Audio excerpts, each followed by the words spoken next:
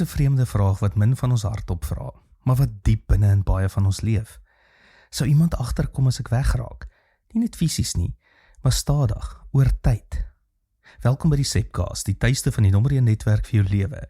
Dis waar ons stories nie oor dieper kyk en saam ontdek hoe Jesus vandag werk.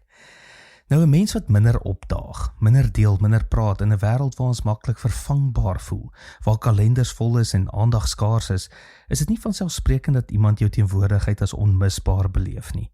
En tog wys Jesus in Lukas 15 hoe radikaal anders die koninkryk van God werk. Hy vertel van 'n herder met 100 skape wat 99 los om die een te gaan soek wat weggeraak het. Dis nie doeltreffend nie, dis nie logies nie, maar dis persoonlik. Die herder mis daardie een.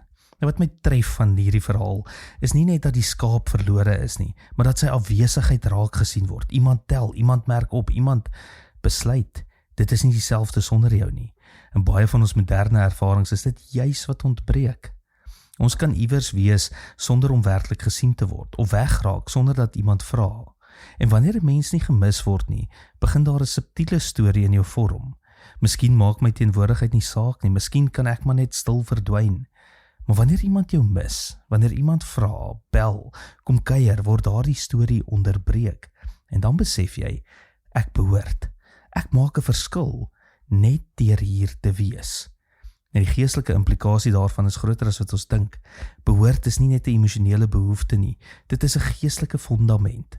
Mense wat iewers behoort, hou langer vol. Hulle bly langer glo.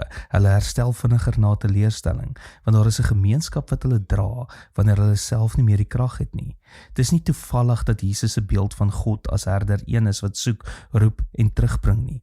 Hy beskryf 'n God wat nie tevrede is met anonieme massas nie, maar met mense wat geken en gemis word.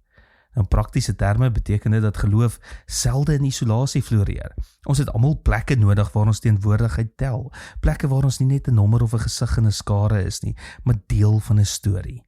En wanneer iemand jou mis, begin jy anders leef. Jy begin anders luister, jy begin anders glo. Nie uit skuld nie, maar uit behoort. Want om gemis te word sê vir jou lewe is verweef met andersin, jou teenwoordigheid dra gewig.